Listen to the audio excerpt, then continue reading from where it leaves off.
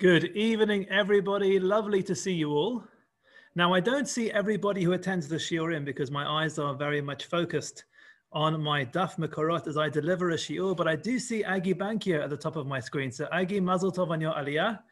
Thank you very much for dedicating last week's shiur where you were acknowledged, and we wish you arichut yamim on the yahrzeit. And nothing's changed from our perspective. You used to be on a small box on the screen, and you're still in a small box on the screen. But I understand that you've moved to Israel meanwhile. So mazal tov to you, and thank you for still joining us from Israel. And if any Nosbams or Wordagers join us tonight, please just let me know, because I'd like to wish them a mazal tov for their family wedding, which is going to be on Monday as well. I see a nechama here. It could be a different nechama. But if that is you, Mrs. Werdiger, I wish you a mazal tov for the wedding on Monday. And if anybody else needs a mazal tov, I wish you a mazal tov. And if anybody else feels like they need a mazal tov, I wish you that you should have a mazal tov soon. This week, I'd like to talk to you about Parshat Ki Teitzei, one of these 74 mitzvot in this week's Parsha, in particular, the mitzvah of sending away the mother bird, Shiloach Haken, or also known as Shiloach Hakan. And I've shared with you here on my screen something which I saw on Facebook this morning, which I wanted to share with you. Why it came up on my screen, I don't know. It's called the Fun Question of the Week. And the question of the week is, what is one mitzvah that you have never done in your lifetime that you would like to do before your time expires? And I've only brought you part of the screen. It had a full screen, a very representative screen of white Jewish males, a wide variety of white Jewish males presenting their answers to this question. And you'll notice that there are some figures here where their answer to this question is Shiluach Hakan. Yaakov Shweki himself, that was his answer. Ohad Moskovitz, I don't know who he is, but he answered Shiluach Hakan as well. If there's one mitzvah you could do in your life that you've never done before, that you want to achieve while you still have time in this world, that was their answer. They would like to fulfill the mitzvah of sending the mother bird away prior to taking its young or the children. And this evening, I'd like to ask you about this mitzvah. What is the reasoning behind this mitzvah? Is this a mitzvah that we actually should pursue, that we should try to perform? What can we learn from this mitzvah, sending the mother bird away? So our starting point is the psukim of the Torah in source number 1. Ooh, I'm just going to disable the annotation. Somebody wanted to add some sukkah decorations to our screen, but I'm going to disable the annotation.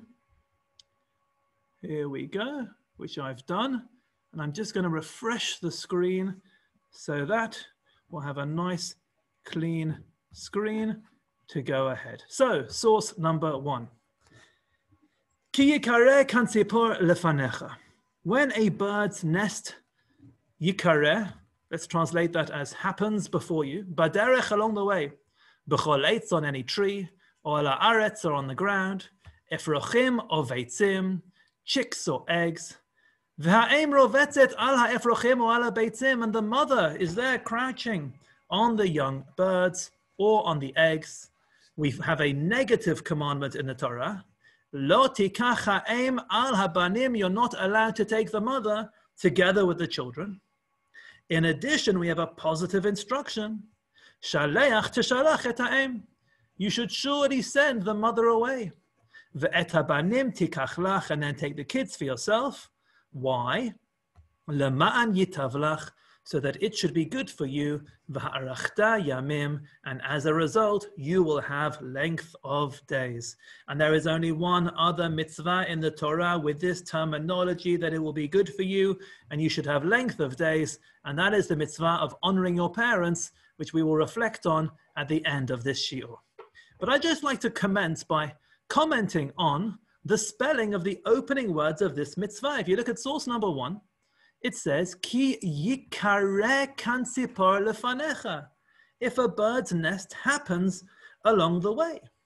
However, the word yikareh, if it is supposed to mean that something happens from an expression of mikre, circumstance or happenstance, should be spelt Yud, Kuf, Resh, Hey, with a Hey at the end.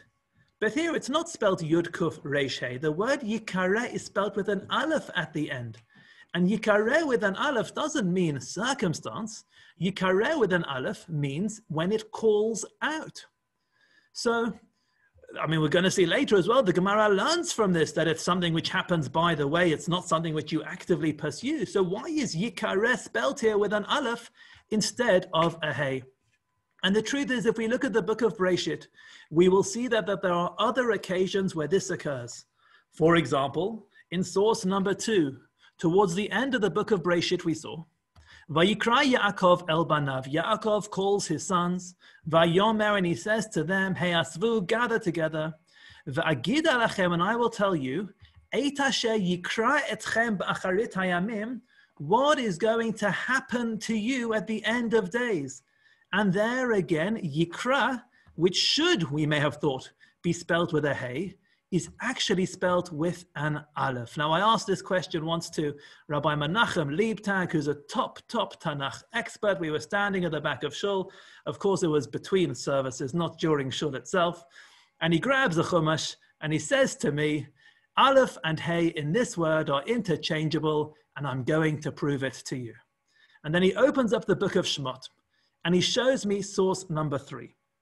Source number 3 is an instruction which Hashem gives Moshe in the book of Shemot. We're dancing all around the Torah tonight, but we'll settle soon. But in the book of Shemot, Hashem tells Moshe his message to deliver in Egypt.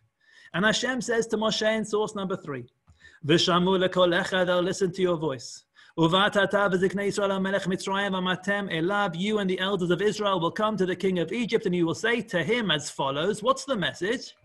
The message is, Hashem Elokei ha'ivriim, Hashem, the God of the Jews, nikra aleinu, has chanced upon us, or has come across us, v'ata, and now, Nelchana derech shloshet yamim, we will go for a journey of 3 days Bamidbar in the wilderness.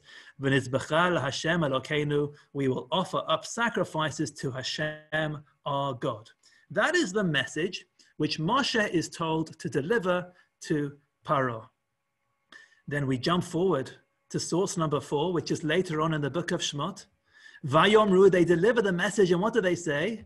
Elokei ha'ivriim, the God of the Hebrews, Nikra aleinu, has called out to us.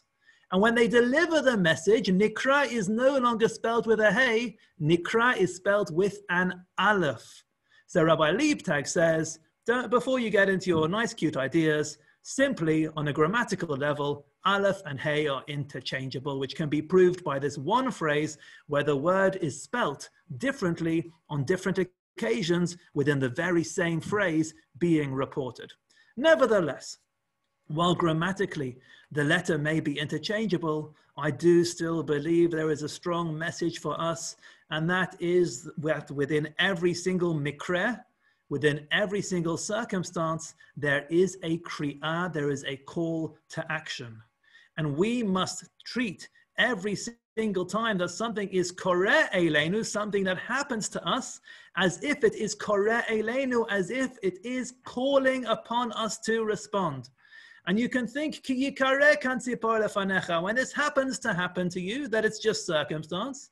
Or you could understand ki yikareh, that this is a calling for you so that you should respond in the appropriate way. And when Yaakov gathers his sons together, he's not only telling them that which is going to happen at the end of days, he's giving them a mission in life, telling them what their kriyah is going to be, because for us, mikra and kriyah are interchangeable. In every single event and every single circumstance that befalls us, there is a calling for us to respond in the appropriate way. Now, what exactly are we called upon to do when we come across a bird's nest? Which response is this supposed to provoke within us? And I'd like to ask the question, is this motivated by animal welfare, the way it's generally understood? For example, in source number 5, this mitzvah in the Midrash is clearly couched within the context of compassion. And the source tells us, why is a male child, circumcised after 8 days? Hashem had mercy on the child. Lahamtin lo, to wait for this little baby, and shehei bo kocho, until he has strength.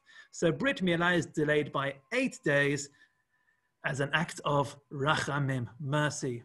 Similarly, the Midrash goes on to say, Ukashem sherachamav shel HaKadosh Baruch Hu al ha'adam, just as Hashem has mercy upon human beings, kach rachamav al ha'behema, Hashem has mercy on animals. Minayin, how do we know that? Shne'emar, because they were told, umiyom hashmini v'hala, etc. An animal as well has to be a minimum age before it could be brought as a korban. V'lo od, not only that, ela she'amar HaKadosh Baruch Hu, Hashem also tells us, oto ve'et bano lo tishchetu b'yom echad. The Torah forbids us, prohibits us from sacrificing a parent and child animal on the same day. Now, this usually applies to the mother animal and the child, because it's easier to know who the mother is than who the father is. With animals, they don't often do paternity checks out in the farms. And so generally, the practical halacha applies to mothers as opposed to fathers, but it's saying, look how the Torah, how Hashem has mercy on animals, telling you not to sacrifice the parent and child on the same day. And then the Midrash continues. Just as Hashem shows mercy on the animal, Hashem has mercy on birds as well. Minayin, how do we know that? Shne'emar, because it says, Ki yikareh kantzipar lefanecha, in this week's Parsha, when a bird's nest comes upon you, you're not allowed to take the mother together with the young. You have to send away the mother and then take the children for yourself. So it is very clear in the Midrash that this mitzvah is a mitzvah of compassion. And it is an expression of Hashem's compassion for birds. It is very explicit, and I'm saying these words clearly because of the source we're going to see now. The Midrash says, Hashem has compassion on birds. But then we have a look at the Gemara. Source number 6. The Gemara in Brachot, and we're going to start with the Mishnah. And the Mishnah in Brachot is going to tell us certain occasions where you must replace the chazan in shul. You have to say, off you go, we're replacing you. What are those occasions? The Mishnah in source number 6 tells us, Ha'omer, if a chazan stands up in shul and he goes slightly off script and he says, Al kan tzipor yagiu rachamecha, Hashem, may your mercy come upon the bird's nest. Or, if a chazan goes off the script in shul and he says, V'al tov yizacher shemecha, Hashem, your name should be remembered for the good. Or, if the chazan says, Moidim, Moidim, he shouldn't be repeating any words. But especially if he repeats this word and he says, thank you, mashtikin oto, we shush that chazan down. We stop him from saying that. Now the Gemara is going to ask, why isn't a chazan allowed to say these things? The Gemara says 2 out of 3 of them are easy to remember. I can understand why you tell the chazan to be quiet if he says modim, modim. It looks like chas v'shalom, he's addressing 2 different authorities, saying modim to one and modim to the other, and we only have one God in heaven. We can also understand, if the chazan goes up and says, Hashem, your name should be connected and remembered for the good. Nami mashma, that's also problematic, because that appears to claim, ala tova, velo al hara'ah, that we only thank Hashem and bless Hashem for the good and not for the bad.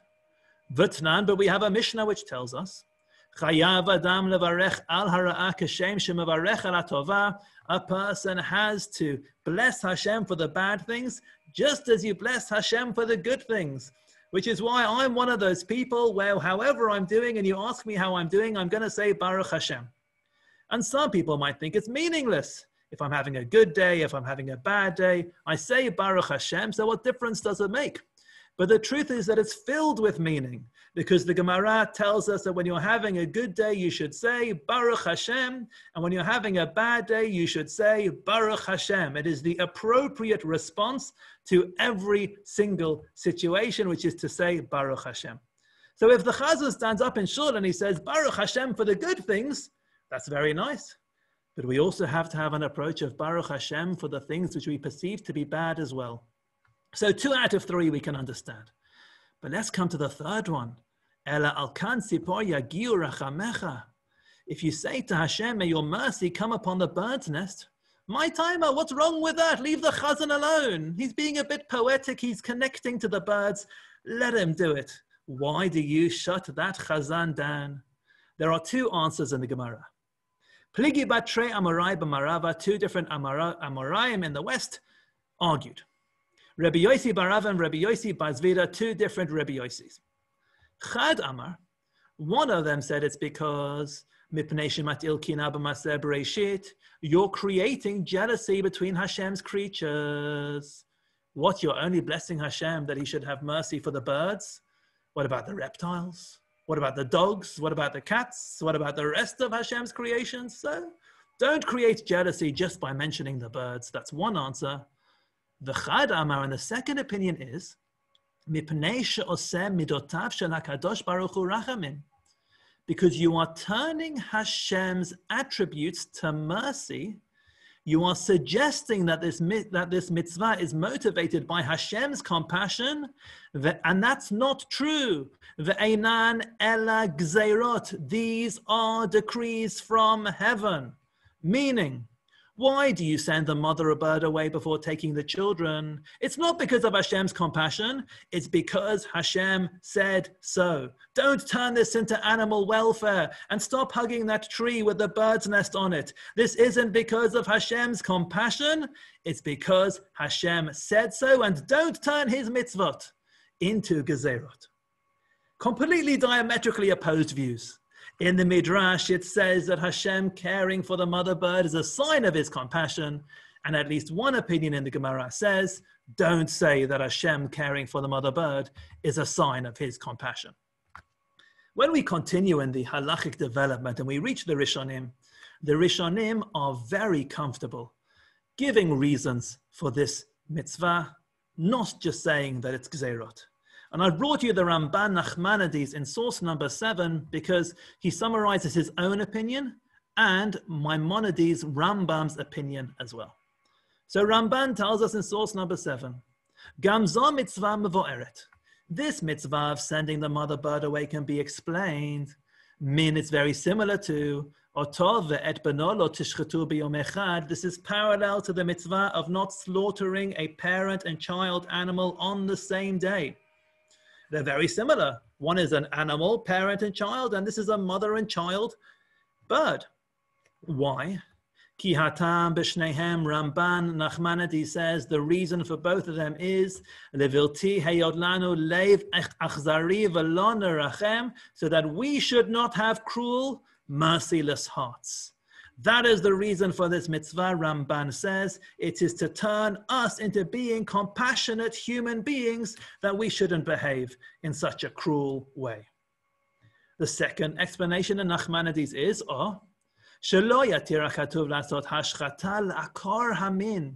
the Torah does not want us to uproot that species. This is about the preservation of the species. We're only talking about kosher animals, by the way, in both of these mitzvot, even though we're allowed to shecht and eat that animal. Nevertheless,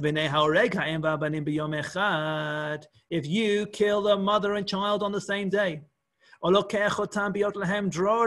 you took them while they had the freedom to fly away, it is as if you are cutting down that species. So we are concerned about the preservation of the species. We don't want to destroy 2 generations on the very same day. Ramban Nachmanides is quite comfortable giving reasons for this mitzvah, as opposed to the Gemara, which said, don't turn Hashem's mitzvot into mercy. Ramban's comfortable. Rambam, Maimonides, is even more comfortable. What does Rambam say? And those who love animals will love this Rambam. V'chatav harav b'moira nevuchim, Rambam wrote in his guide for the perplexed. There is room to compare Rambam in his guide to the perplexed on this mitzvah to Rambam in his halachic work, Hayad HaChazaka, but that's for another time. Rambam wrote in his guide, Kitam shiloach haken v'tam oto ve'et beno lo tishchatu b'yom echad. Why do you have to send the mother bird away? And why can't you slaughter the parent and the child on the same day?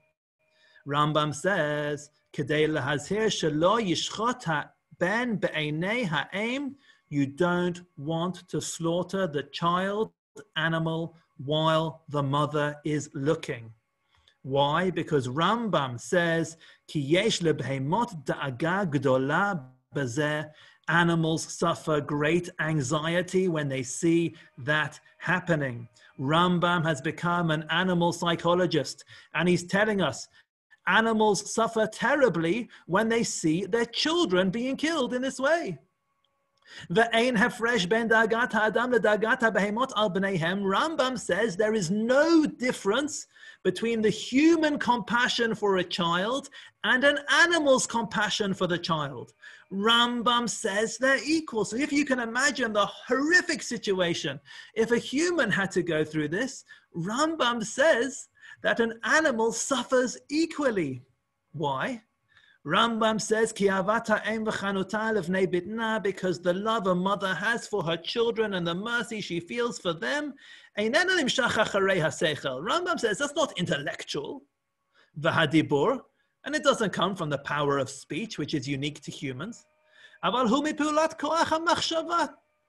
It's just something which comes to very basic animal instinct and thought that animals have as well. Just like it comes to humans. So Ramban Nachmanides says you have to send the mother bird away either to make us nicer people or for the preservation of the species. Rambam says animals suffer terribly, and that's why you have to send the parent away.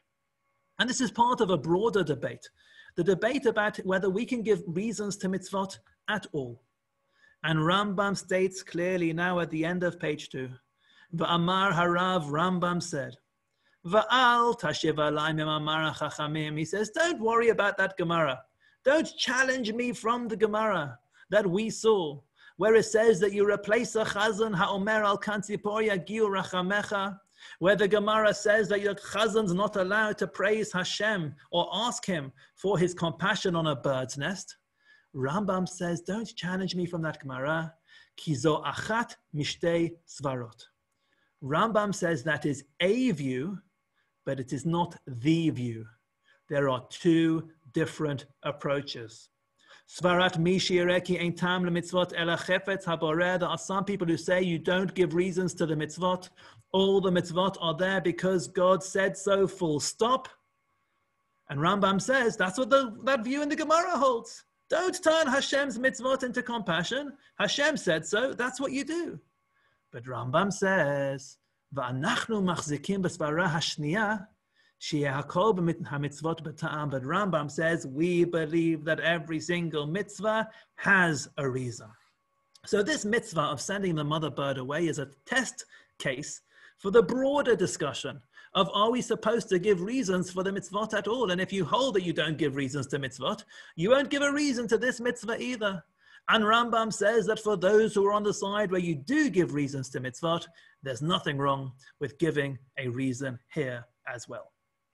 So far we have seen different views between the Midrash and the Gemara, although the Rishonim seem to take one side, as to why one has to send the mother bird away and whether this is sourced in compassion or not. But now I'd like to tell you a story and ask you a different question. And the question I'd like to ask you is this actually kind to birds? On your screens on the right-hand side, we have a tawny frogmouth, not the actual tawny frogmouth who used to live on the corner of Erseldune and Oron Crescent, but a fairly similar one. This one looks a bit kinder. The one which we had on our street never looked at me with such a kind face. This was the owl of Erseldune Street. It was a tourist attraction. People would park their cars, pull out their beach chairs, sit by the tree and observe the owl of Urseldon, who my children named Ruby the owl. Now, Ruby the owl had a nest in the tree, and Ruby, Baruch Hashem, had a couple of kids as well, known as Robbie and Rosie, these little children who lived in her nest. And every single time I walked past this nest to shul and back, Ruby was there watching me. And every single time we left the house, Ruby saw us and the children. And 4 years ago, on Parshat Kiteitzei, I took my children out to the tree to have a look at the nest and to teach them about the mitzvah of sending the mother bird away. And I said to them, wouldn't it be so kind and compassionate and sweet if we sent Ruby away and we stole Robbie and, I forgot her name, and Leora, thank you, and Rosie, and we stole Robbie and Rosie? Wouldn't that be so sweet? Wouldn't that be so compassionate? Look how kind the Torah is that is telling us to send Ruby away and to steal her children. And my children were absolutely horrified by the concept. Are you telling me that it's kind to send this mother away and we've developed an emotional connection with this bird over time? It's kind to send this bird away and to steal its children? Is that what you call compassion? Now you might wonder why in the photo they're holding buckets and spades. Well, the answer is that while we were having this discussion, Leora started sinking into the mud there on the ground, and I pulled her out and it created a hole in the ground. And then we became distracted. Instead of learning about the mitzvah of Shiloach HaKain, we learned about the mitzvah of Bar Birshut HaRabim, if you create a pit in a public domain. And we went home to get our buckets and spades to fill in the pit in the public domain based on the Gemara and Bava Kama, and we learned about that instead. But it is a question we need to ask ourselves. Where is the compassion in sending away a mother bird and stealing her kids? Is that a compassionate thing to do? And that connects us to our next question, which is this a mitzvah which you need to actively try to perform? Here I've brought you a couple of adverts from New York, which I found in an article by Rabbi Natan Slifkin on zootorah.org.com, whatever he's got there. On the left-hand side is a sign which is up in New York: whoever wants to fulfill the biblical mitzvah of Shiloach HaKan, about which it says it'll be good for you in a length of days. This is the mitzvah. Obviously, they had a tree with a bird's nest in the right location where they could make sure you could fulfill this mitzvah in your life. On the right-hand side, we have a different advert for this. I think it costs $600 in order to perform in Brooklyn. And for a nominal fee, I think the nominal fee was $600, you can receive all the blessings of prosperous days and longevity. And it lists the other blessings here, which are all rooted in Torah sources. It'll help you conceive children and merit to find a spouse. Probably better to do it the other way around. Purchase a brand new house, merit livelihood, hasten the arrival of Mashiach, and you won't get harmed whilst traveling there. So there are adverts up in Brooklyn. If you want to fulfill the mitzvah of sending the mother bird away, phone them up for, I mean, $600 is a nominal fee for length of days. That's a great reward. But what's going on here? Is this actually a mitzvah which we should be pursuing, trying to perform, and wanting to perform? Is this actually an expression of compassion? And I'd like to bring you a difference of opinions, and then we'll get to the actual halacha.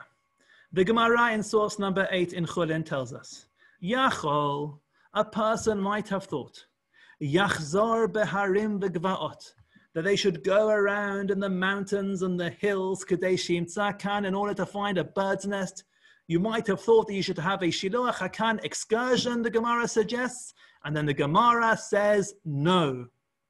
Talmud Lomar, that's not what the Torah wants you to do, because the Torah says, Ki Yikareh, as we've seen, Yikareh, even with an aleph, means if it chances upon you.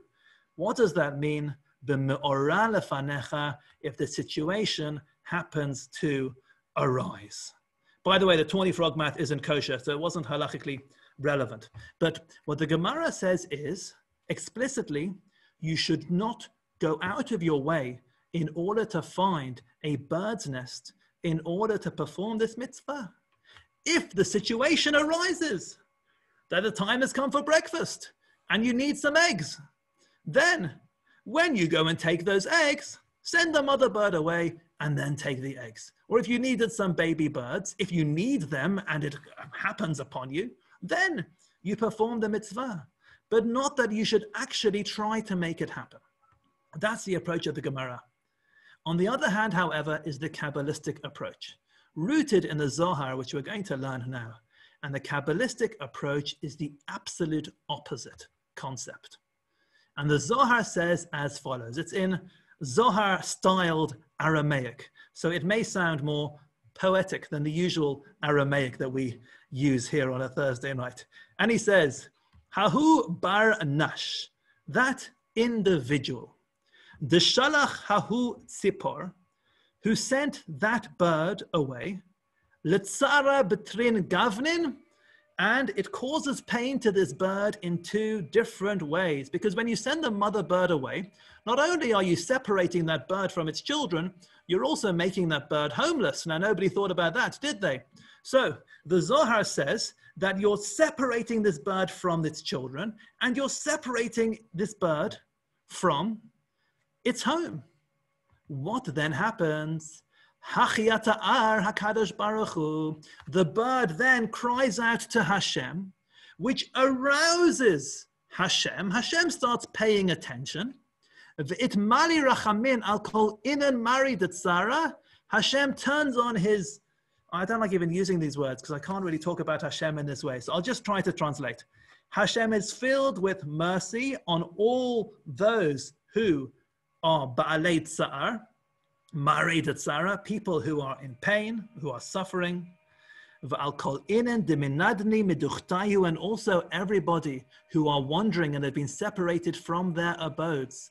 So this bird, which is now flying around in exile, separated from its home, separated from its children, arouses Hashem's mercy upon all those who are separated from their children and separated from their homes. Of Gam Kain, as a result, of Chihai Gavna, I've forgotten what that stands for.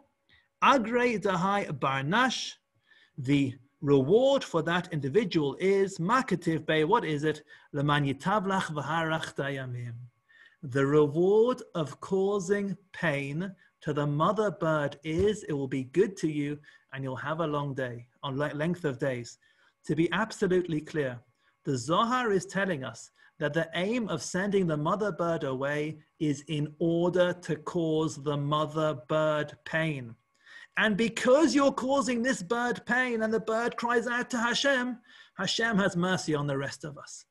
Now, for those who don't like causing pain to animals, you might not like that idea.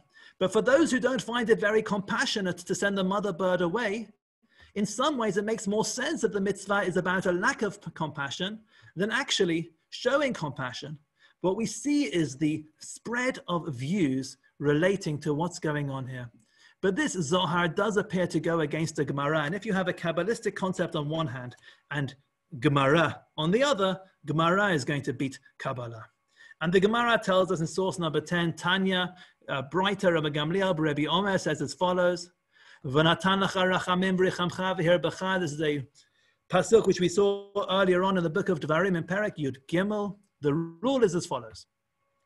Kol hamrachem ala briot merachmin alav min hashamayim.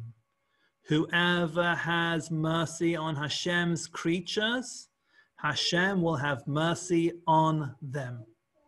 V'chol she'eino merachem ala briot. And if you don't show mercy to Hashem's creatures, ein merachmin alav min hashamayim, Hashem will not show mercy on you. And so the view of the Gemara is that you are absolutely not allowed to intentionally cause pain to an animal. It goes against that which it says in the Zohar. And you reach the halachic problem of tsar balei chayim, causing pain to animals. How can it be that the Torah is actually telling us to cause pain to animals?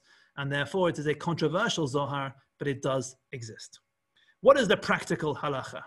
What should you actually do? I've brought you in source number 11 from the Shut Mishneh Halachot from Rav Menashe Klein, his approach. And this approach is reflective of the consensus amongst the Achronim. Today we've been on a journey. We've gone from Midrash to Mishnah, Gemara, Rishonim. And now we are reaching Acharonim at the end of the halachic process to look at what the consensus is. And in source number 11, we're told, the person who wrote the question had a question. Odd, he's still troubled by it. Is it possible to perform the mitzvah of sending away the mother bird if you don't actually need the eggs or the young children?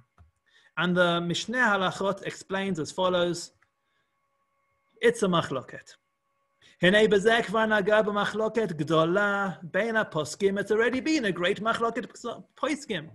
HaChacham Tzvi b'tshuva siman pei gimel katav, the Chacham Tzvi wrote, Delikach habanim hu reshut, that taking the children is optional, which means as follows. You can fulfill the mitzvah of sending away the mother bird without even taking the kids, because you've performed the mitzvah. You don't actually have to take the kids. Im tirtzeh kach, if you want to take them, great. Im lo tirtzeh lo tikach, and if you don't want the kids, don't take the kids. Ela tishlach ha'em, just send the mother away. V'habanim yachad, together with the mom, or send the kids together with the mom, or shelo yitol habanim klal, or don't take the kids. According to the Chacham Tzvi, you can fulfill this mitzvah without needing the children or the eggs, or without even taking the children or the eggs. And we must say or we must suggest at least, that it's influenced by the Kabbalistic view that we're not necessarily looking here to behave in a compassionate way. The most important thing is just to send the mother away. On the other hand, V'dat Maran Chatam Sofer, the Chatam Sofer beholds, if you don't want the children, leika mitzvah, not only is it not a mitzvah, it's a cruel way to behave. And therefore, the conclusion of this particular source and the consensus in the Achronim is, in my humble opinion, it is straightforward.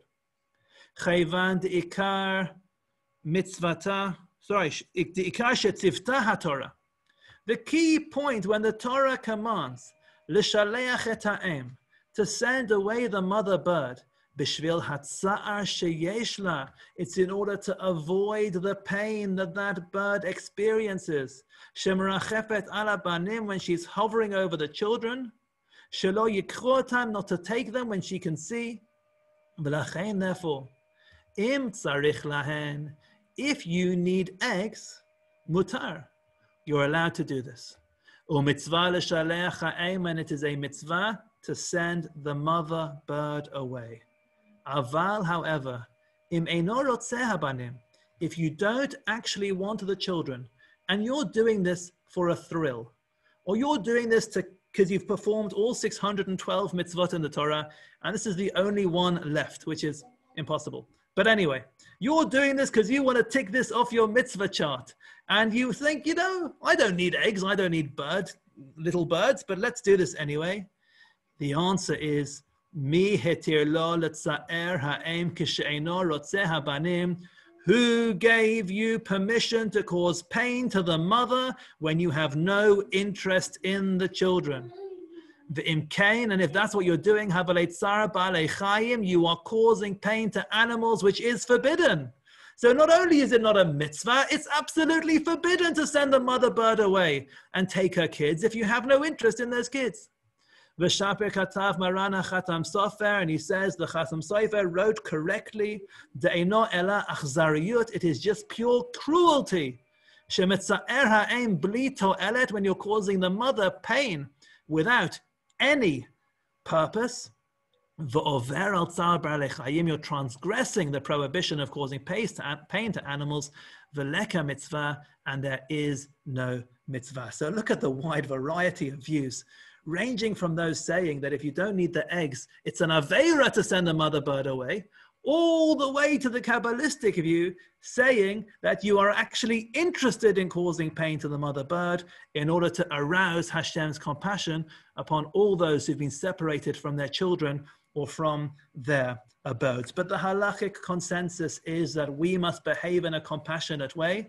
And if compassion means not sending the mother bird away, then that is what you're supposed to do.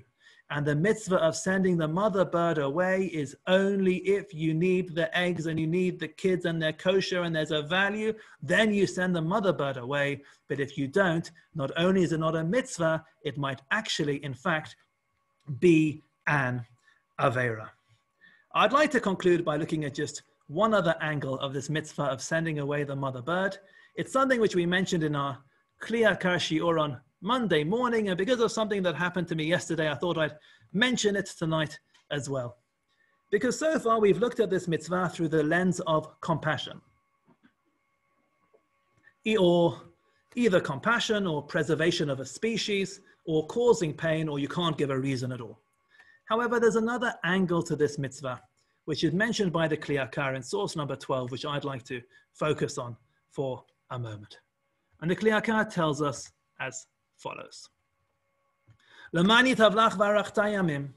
The Kli Yakar comments on the parallel. Lashon zen emar gam etzel kibud aveim b'dibrot shniyot.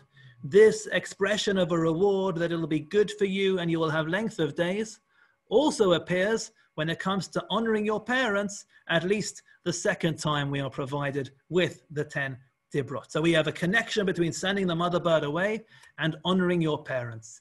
And the Kli Yakar, we saw this on Monday morning at much greater length, but the Kli Yakar draws on the connection between these two. Shishtei mitzvot elu, these two mitzvot, machzikim ha'emunah b'chidush ha'olam, strengthen our belief in the fact that Hashem created the world. How does that work? Because everything has something which created it, and that which created the something was also created by something. Everything has come from somewhere. You just keep going backwards until you reach to the original source, who is Hashem. Therefore, everything which is born has something which gave birth to it. And if you follow that process, following what gave birth to what and what led to what, you go all the way to the beginning of the process, and you'll end up with Hashem. You're going to give respect to Hashem, and Hashem gave of that respect to the generations which came and emanated from him in order to instill this concept in the world. According to the Kli Yakar, when we're told not to take the mother bird away together with the kids, it's connected to respecting your parents, because on both occasions we're being commanded by Hashem to acknowledge and understand and respect the importance of the parent-child relationship. Whether it's with a human or with animals, we have to respect that relationship, and that there's a hierarchy with parents on top and children below. And the Kli Yakar says that as a result, if children look up to their parents and we respect that, and parents look up to their parents and they look up to their parents, that is the basic building block in a relationship with Hashem. Honoring your parents is a basic building block in a healthy society. We have to look upwards and we have to look backwards with respect. And sadly, we are living in a world where all too often we don't respect that which came before us.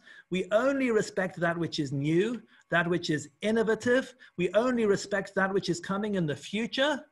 And if somebody old, chas v'shalom, passes away, it's not a tragedy compared to if somebody young, chas v'shalom, passes away. I mean, one can be more tragic in terms of lost potential, but every life is important.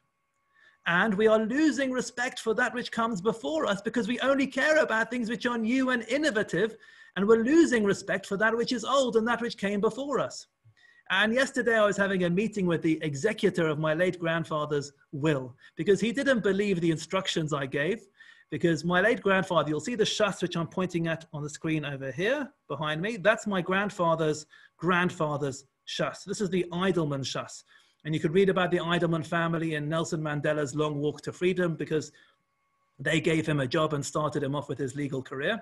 And I've got from a different one of my grandfather's grandfathers, his Mikra'ot Gdolot, and I've got all these books of my great-great-grandfather.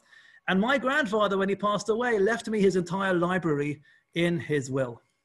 And I told the executor of the will, yeah, I want the library and I want it sent to wherever I want it sent to.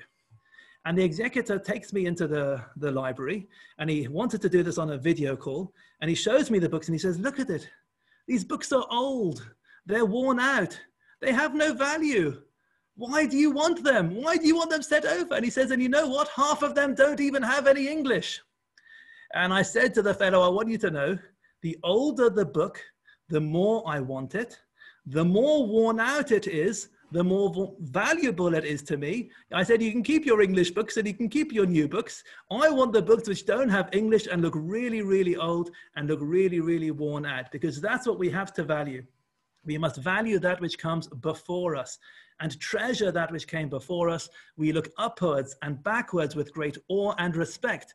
We don't only respect that which looks shiny and looks new, but we respect the parent-child relationship. We respect the generations that came before us. And the basic building block at the beginning of that process is respecting that parent-child relationship, respecting our own parents, and the way that is reflected with other animals as well. Now, this evening, ladies and gentlemen, we have a great opportunity, and nobody should feel awkward about this. Until this week, there was now a shiur starting on a different link, an Ivrit Kala Parsha shiur, which started on a different link. And those of you who attended both shiurim needed to sign out of this link, find the other one, click in, move across. Well, this evening, ladies and gentlemen, all you have to do is sit still and you'll be taken straight into another shiur in Ivrit Kala, an excellent shiur by our Rosh Kollel, Rav Yoshua Asolin, on the Parsha.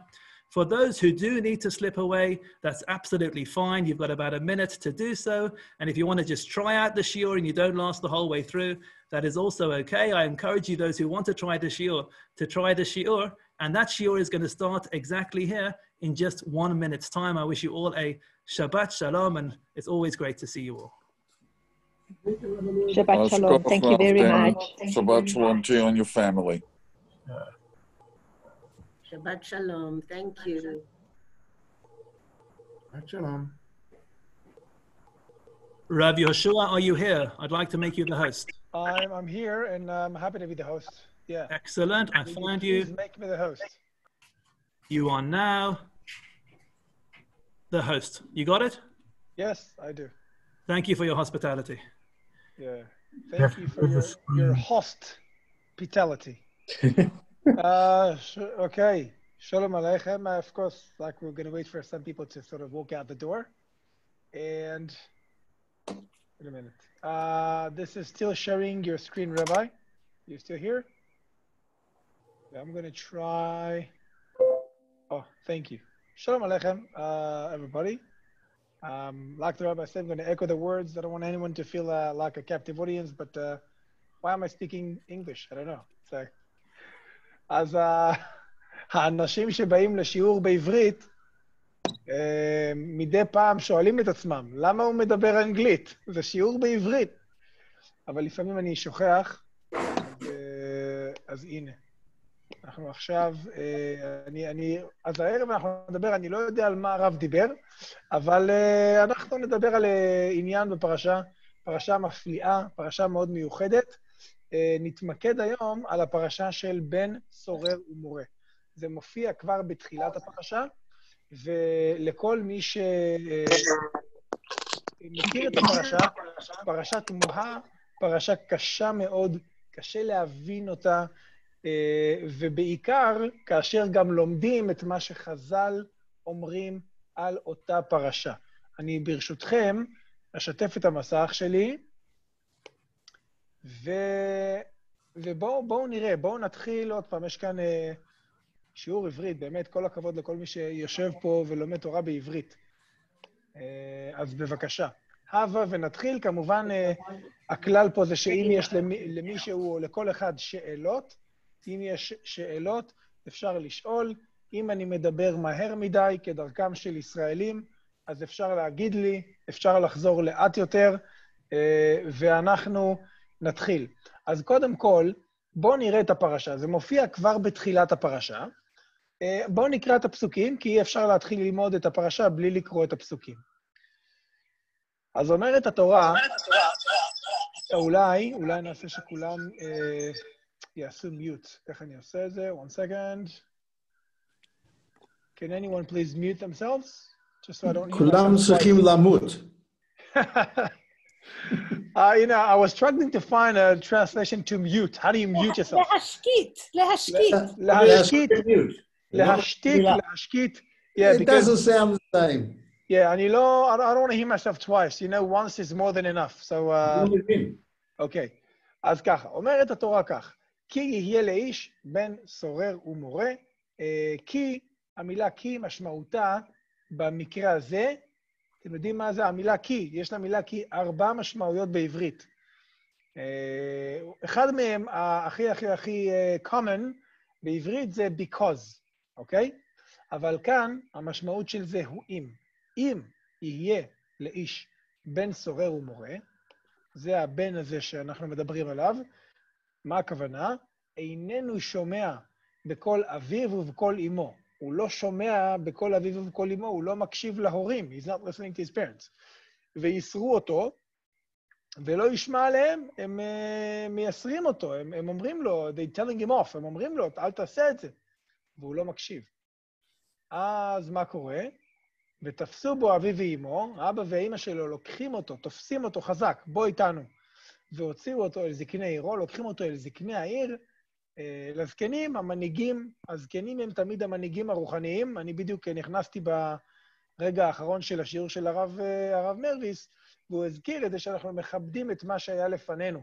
בעם ישראל אנחנו מכבדים את הזקנים שלנו. הזקנים שלנו הם חשובים, הם העיניים שלנו, הם המורי דרך שלנו, כן? כתוב איזה גיל צריך להיות?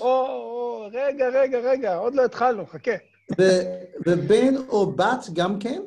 לכאורה מאוד מעניין, אבל לכאורה זה בן. תשמע, הבנות הן בסדר. בדרך כלל זה הבנים שעושים את כל הצרות. ברוך אתה אדוני אלוהינו מלך העולם שהכל נהיה בדברו. אוקיי, אז מוציאים אותו אל זקני עירו ואל שער מקומו. כלומר, השער זה המקום בו יושבים הדיינים בדרך כלל, ואמרו, ההורים אומרים אל זקני עירו, לזקנים, הבן הזה, בננו זה, מצביעים עליו, כשאומרים זה, הוא איתם. סורר ומורה, הוא בן סורר ומורה, איננו שומע בקולנו. אתם יודעים מה זה סורר ומורה? מה זה סורר? מה זה סורר? בוא נדבר על המילים. הוסר מהדרך. הוסר מהדרך. ומה זה מורה? מר. לא. מהמילה מר? לא. מרור? לא. הוא מורד. יפה, מי אמר מורד? בריין? שלום פיליפ. מורה, כן. אז תראו, אז בדרך הצחוק אומרים שאתם יודעים, ההורים, כשיש להם ילד, הם אומרים לו, לך תהיה דוקטור, לך תהיה לויר, לך תהיה ביזנסמן. You need to make money, you need to make a living, כן?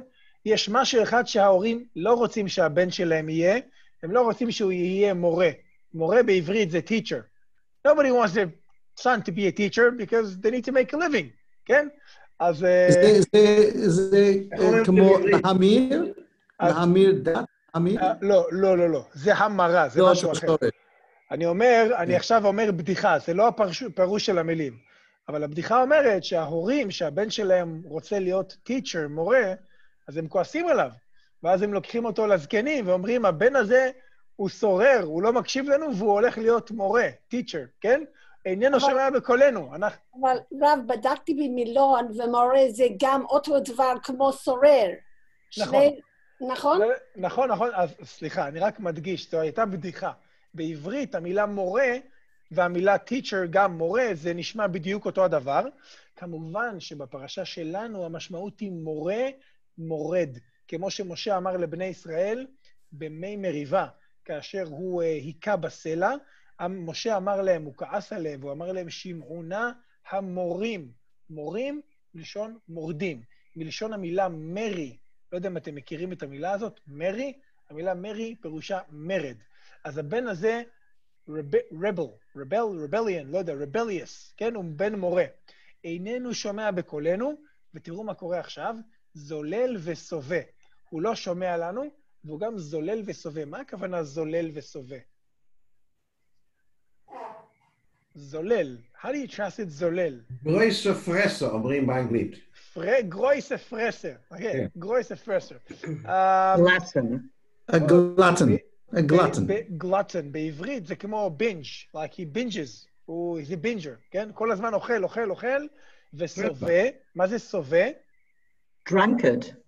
יפה, סובה is the same thing for glutton, only with wine, אותו דבר, כן? הוא אוכל ואוכל, הוא גם שותה ושותה, ולא מדובר שהוא שותה מים, הוא לא שותה מים, הוא שותה יין, אוקיי? והסוף של הבן הזה הוא בפסוק כ"א, הורגמוהו כל אנשי עירו באבנים ומת, כל אנשי העיר סוקלים אותו, stoning him, זורקים עליו אבנים עד שהוא מת, וביערת הרע מקרבך, זאת אומרת, התורה מצווה אותנו to get rid of, להיפטר, לבער את הרע, שלא יהיה רע בתוכנו, שלא יהיה בקהילה, בחברה שלנו רע, ומסיימת התורה סיומת מאוד מאוד, הייתי אומר, מיוחדת ולא שגרתית, וכל ישראל ישמעו ויראו. זאת אומרת, מה הכוונה וכל ישראל ישמעו ויראו? שכל עם ישראל ישמעו על המקרה הזה, ישמעו מה היה על אותו בן שהיה סורר ומורה, זולל וסובה, ולא שמע בכל ההורים שלו, ובסוף סקלו אותו באבנים והוא מת, וכולם יפחדו, ואף אחד לא ירצה להיות סורר ומורה יותר. אז הפרשה הזאת, כבר עכשיו, היא מעלה הרבה מחשבות, בעיקר לכל מי שהוא גם הורה, ויש לו ילדים, אז הוא מתחיל לשאול את עצמו, מה? באמת? באמת זה יכול להיות דבר כזה? עכשיו, יש כאן כל מיני דברים שצריך לדבר עליהם, ואנחנו תכף נדבר עליהם, נשאל את השאלות, אבל בואו נתחיל לראות את המקורות, ותוך כדי נשאל את השאלות. אני לא יודע אם אנחנו נצליח לעבור על כל הפרשה ועל כל השאלות, אבל לפחות אני מקווה שנצא מכאן עם כמה רעיונות חשובים מהפרשה. אז קודם כל, מי שאל? אלן שאל קודם לכן, בין כמה הילד? בין כמה הילד? מה אתם חושבים? בין כמה הילד? What do you think if you had to guess? אם הייתם צריכים לנחש. 12. כמה חודשים. האם הוא יכול להיות בן 12? למעלה מ-12. בר מצווה ולמעלה. 12 זה לא בר מצווה, אלן. לפני בר מצווה. לא, לפני בר מצווה, is he accountable? לא. לא, הוא לא יכול להיות, אלן, זה לא 12. הגמרא אומר שזה לא היה ולא הווה, שום זה לא נקרא. מצוין, אנחנו תכף נגיע לגמרא, אני לא יודע מי אמר את זה, אני לא מצליח לראות את כולם, אבל כן, מיד נגיע לזה. הגיל הוא לא מגיל 12, אלא מגיל 13, כן? כי מגיל 12 הילד עדיין אינו בר מצווה, עדיין לא, אין לו דעת, אוקיי? אין לו עדיין דעת. אומרת הגמרא, בואו תראו, הגמרא במקור מספר 2 במסכת סנהדרין, אומרת, אמר רבי קרוספדאי, אמר רבי שבתאי, כל ימיו של בן סורר ומורה אינן אלא 3 חודשים בלבד. זאת אומרת, יש חלון זמן קטן מאוד שכל בן יכול להיות בן סורר ומורה. חלון זמן הוא בין גיל 13, בר מצווה, למשך 3 חודשים. מגיל 13 שנה ועד גיל 13 שנה ו3 חודשים, הבן יכול להיות בן סורר ומורה. זאת אומרת, תכף נראה מה יקרה, אבל אם הוא יהיה סורר ומורה יום אחד אחר כך, הוא כבר לא נקרא בן סורר ומורה. בסדר? עד כאן זה ברור? כן. זאת אומרת, יש זמן מאוד ספציפי. ספציפי זאת מילה בעברית. יש זמן מאוד ספציפי שהוא יכול להיות בו בן סורר ומורה, ואנחנו מתקדמים. המשנה במסכת סנהדרין אומרת, אם אתם חושבים שזה מוזר, בואו תראו מה אומרת המשנה. אני מניח שחלקכם מכירים, אז נגיד את זה קצת יותר בזריזות. המשנה אומרת, היה אביו רוצה, ואימו אינה רוצה. אביו אינו רוצה, ואימו רוצה. זאת אומרת, מדובר הרי בסיטואציה, זאת גם מילה בעברית סיטואציה, שהילד הזה הוא בן סורר ומורה, וההורים שלו צריכים לקחת אותו אל הזקנים. מה קורה אם רק האבא רוצה לקחת אותו, והאמא לא רוצה? או להפך, שהאמא רוצה לקחת אותו, והאבא לא רוצה. אומרת המשנה, אם כך המצב, אינו נעשה בן סורר ומורה. הוא לא יהיה בן סורר ומורה, עד שיהיו שניהם רוצים. עד שיהיו שניהם רוצים. זאת אומרת, שני ההורים צריכים לרצות לקחת אותו אל הזקנים, ולעשות לו את מה שעושים לבן סורר ומורה. תראו מה אומר רבי יהודה. אמר רבי יהודה אומר, אם לא הייתה אמו ראויה לאביו, אינו נעשה בן סורר ומורה. זאת אומרת, מתחילים כבר לראות כל מיני תנאים, conditions, כל מיני, conditions זה מילה באנגלית, בסדר? זו לא מילה בעברית. אבל כל מיני תנאים שרק אם כל הדברים האלה קורים, אז הוא יהיה בן סורר ומורה. צריך שהוא יהיה בתוך בין 13 עד 3 חודשים. צריך שהאבא והאימא ירצו ביחד לקחת אותו אל הזקנים. צריך שהאימא והאבא, וזה הפירוש של המשפט שעכשיו קראנו, שהאימא והאבא יהיו דומים. חז"ל מסבירים בגמרא שהכוונה היא שצריך שיהיה להם קול אחד. שיהיה לאימא ולאבא את אותו הקול. They should have the same voice. צריך שהם יהיו ממש שווים. מה הכוונה? מה זה אומר? שההורים יהיו אותו הדבר. מה הכוונה? ואם הם לא שווים, אם האימא לא ראויה לאבא, הם לא ממש אותו דבר, אז הילד הזה הוא לא יהיה בן סורר ומורה. עוד דבר, היה אחד מהם גידם או חיגר או אילם או סומה או חרש, אינו נעשה בן סורר ומורה. זאת אומרת, אם אחד מההורים, או האבא או האמא, חסר לו רגל, או חסר לו יד, או שהם עיוורים, לא רואים, blind, או שהם חרשים, לא שומעים, אז הילד לא נעשה בן סורר ומורה. איך יודעים את זה? כי כתוב בפסוק שקראנו, ותפסו בו אביו ואמו. הם צריכים לתפוס אותו, אז הם צריכים ידיים. והוציאו אותו, כן, הם צריכים ללכת איתו אל השופטים, אז הם צריכים רגליים.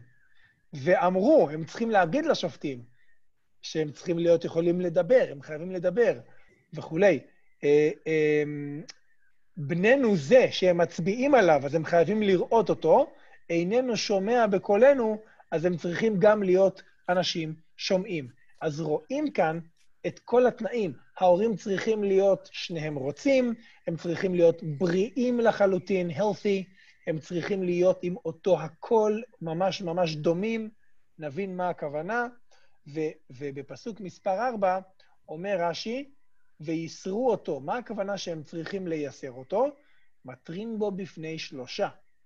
זאת אומרת, הם צריכים to tell him off, like to warn him, להתרות בו לפני 3 אנשים, תיזהר, אל תעשה את זה יותר, כן? והם ממש צריכים לייסר אותו, ואם הם לא, עוד פעם, אם הם לא עושים את זה, אז הוא לא נהיה בן סורר ומורה. אומר רש"י על פי חז"ל, בן סורר ומורה, מתי הוא נהיה בן סורר ומורה? רק כאשר הוא יגנוב ויאכל תרתימר בשר וישתה חצי לוג יין, הוא צריך לגנוב כמות מסוימת של בשר, like a specific amount of, like a specific weight of steak, וגם לשתות חצי לוג יין, כמות מסוימת של יין, like איזה כוס יין כזאת. עד שהוא לא עושה את זה, הוא לא נקרא בן סורר ומורה, כי כתוב בתורה זולל וסובה. זאת אומרת שהוא צריך להיות גם זולל בשר וגם סובה יין, אוקיי? אז עכשיו, אנחנו רואים שצריך, בשביל שילד יהיה בן סורר ומורה, צריך הרבה הרבה הרבה דברים שיקרו ביחד, שכל התנאים האלה יתקיימו באותו ילד, באותו מקרה.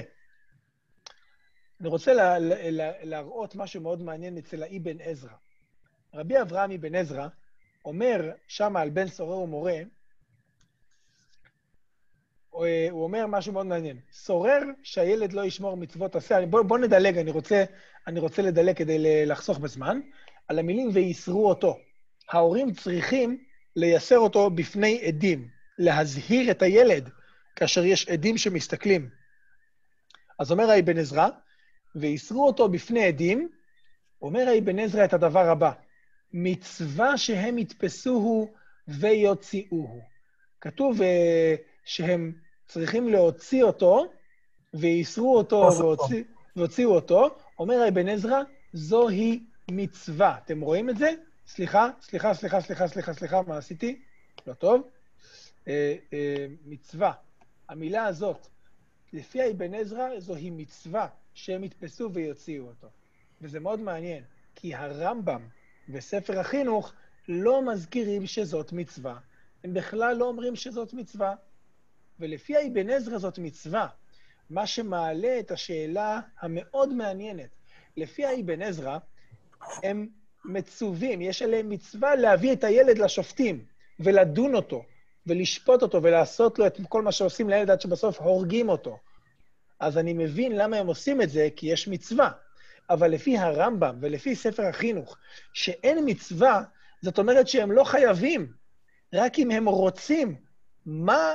איך יכול להיות שהורים רוצים, בלי שיש להם מצווה, איך יכול להיות שהם רוצים לקחת אותו לשם? איך זה יכול להיות? אז זה כמובן מוביל אותנו לשאלה הבאה, זאת השאלה העיקרית שאנחנו נדון בה, היא מדוע הורגים את אותו הבן? למה? מה הוא עשה? זאת השאלה, אולי אחת השאלות המרכזיות שנדון בהן. לפני שנדון בזה, הייתי רוצה רק להסב את תשומת לבכם, חלקכם אולי מכירים את הדבר הזה, אבל כדאי לראות את זה בכל זאת, זה סמיכות הפרשיות. באנגלית יש מילה מאוד יפה בשביל זה, juxtaposition, כן? שיש לנו סמיכות של כמה עניינים שהם אחד ליד השני בפרשה. אם אנחנו נקפוץ בזריזות לסוף הדף, אתם תראו שיש כאן בעצם כל הראשון של הפרשה, כל ההתחלה של הפרשה. כי תצא, אתם זוכרים את זה? 3 פרשיות. כי תצא למלחמה על אויביך, אם אתה יוצא למלחמה, ואתה מנצח, ונתנו השם אלוקיך בידיך, ושבית שביו. And you're gonna hold captives. וראית בשבי האשת יפת תואר, אם אדם רואה אישה יפה בשבי, ואז הוא רוצה אותה. וחשקת בה. And you desire that woman. ולקחת לך לאישה. אז התורה אומרת, אתה יכול לקחת אותה לאישה. התורה בעצם מתירה לאדם לקחת את אותה אישה יפה, אם הוא רוצה אותה. אבל למרות שהתורה אומרת שזה מותר, לא כל מה שמותר זה טוב. צריך לזכור, כן? זה מותר, אבל זה לא טוב. חז"ל אומרים שזה בעצם, התורה מדברת כנגד היצר הרע. אם אתה לא יכול להתגבר, if you can't help it, then under some conditions, I'm going to allow this. But I'm warning you, you're going to regret it. אז זה מותר, אבל זה לא טוב. צריך לקחת אותה כמו אישה, לאישה. זה נכון, אבל אפילו אם האדם יתאפק ויחכה ויקח אותה לאישה, רק אחרי כמה זמן וכולי וכולי, זה עדיין לא דבר טוב. ואם אתם רואים, יש הפרשה מיד אחר כך, היא הפרשה הבאה. כי תהיינה לאיש 2 נשים, האחת אהובה והאחת שנואה. מיד התורה מדברת על אדם שיש לו 2 נשים, אחת אהובה, אחת הוא אוהב, ואחת הוא שונא. וחז"ל אומרים, אני רוצה שתדע לך, שאם אתה תיקח את האשת יפת תואר, בסוף אתה תשנא אותה. כן? בסוף לא יצא מזה טוב. טוב לא יצא, לא כדאי. מותר לך, אבל not a good idea. והפרשה שמיד אחר כך, כי יהיה לאיש בן סורר ומורה. כן? מיד אחר כך בן סורר ומורה. אז חז"ל אומרים שמי שהתחתן עם אשת יפת תואר, בסוף הוא ישנא אותה, ויתלד לו בן סורר ומורה. זאת אומרת, יש כאן איזושהי סמיכות. אגב, מה קורה בפרשה שאחר כך? וכי יהיה באיש חטא משפט מוות ואומת. אדם שנדון למוות בבית הדין. אדם שעובר עבירה כל כך חמורה, שצריך להרוג אותו בבית הדין. כן? אדם לדוגמה רצח, אדם הרג, אז האדם הזה בסוף צריך למות. זאת אומרת שהרבה למדו מכאן הפרשנים, שאותו בן סורר ומורה, בסופו של דבר יגיע לידי שהוא ירצח, ושבסוף יצטרכו להרוג אותו. זה בעצם קשור לסמיכות הפרשיות. רש"י אומר, וכדאי להזכיר אותו, כי זה רש"י מאוד מאוד, הייתי אומר, חשוב, יסודי, אומר כך, וכי יהיה באיש חטא משפט מוות, שזה המשפט שמיד אחרי הבן סורר ומורה, אומר רש"י, סמיכות הפרשיות מגיד, מה אנחנו לומדים מזה שהפרשיות סמוכות אחת לשנייה? שאם חסים עליו אביו ואמו, סוף שיצא לתרבות רעה ויעבור עבירות ויתחייב מיתה בבית הדין. זאת אומרת, יש בן סורר ומורה. האבא והאמא צריכים לקחת אותו, לדון אותו כבן סורר ומורה, ואפילו להרוג אותו. אבא ואמא אוהבים את הבן שלהם. הם לא ירצו לעשות את זה. הם ירצו לרחם עליו. אומר רש"י, התורה רומזת שאם הם ירחמו עליו, זה לא יעזור. בסוף, הוא יעשה עבירות ממש קשות, יהרוג אנשים, ובסוף יהרגו אותו בבית הדין. אומרת הגמרא, אני רוצה לדלג על הגמרא במקור מספר 7, אבל הגמרא במסכת סנהדרין מזכירה את אותו דבר, שגם דוד המלך נשא אשת יפת תואר, והגמרא אומרת שהייתה לו שיחה עם מישהו אחר שנקרא חושי, והוא אמר לו, בגלל שנשאת אשת יפת תואר, יהיה לך בן סורר ומורה. ולפי חז"ל, אבשלום, זה סיפור ארוך, אני לא רוצה לגשת לזה עכשיו, אבל רואים גם בגמרא הזאת שמי שנושא אשת יפת תואר, יהיה לו מזה בן סורר ומורה. There will be consequences. רש"י אומר גם כאן את כל מה שאמרנו לגבי אשת יפת תואר, שבסופו של דבר, אם אתה תתחתן איתה, אז יצא מזה דברים לא טובים, וכעת אנחנו נתעסק בשאלה, מדוע סוקלים את הבן הסורר. מה אתם אומרים? Enough listening to myself. מה אתם אומרים? למה הורגים אותו? מה הוא עשה? מה הוא עשה? הוא אכל בשר ושתה יין. אז מה? So what? מה אתם אומרים? לא יודעים בדיוק מה הוא עשה. זה נכון, לא יודעים בדיוק מה הוא עשה, אבל מה את חושבת? מה אנחנו כן יודעים? הוא לא הקשיב להורים שלו. הוא לא הקשיב להורים. נו, הבן שלי לא מקשיב לי כל יום. כל יום. זה קורה תמיד. זה קורה כל הזמן, כן. אז מה אתם אומרים? נו, אז הוא לא מקשיב להורים שלו, אז מה? ואזהרה לקורבנים שישמעו להורים. יפה מאוד, יפה מאוד. זה לכאורה אזהרה לכל בנים. אולי נתעסק עם זה, אבל תכף נגיע גם לזה. אומר האבן עזרא, אז קודם כל נראה בכלל מה הוא עשה. האבן עזרא אומר שהבן הזה, במקור מספר 9, הבן הזה הוא כמו אפיקורוס, הוא כמו כופר. מה הכוונה? מה כל כך נורא בילד?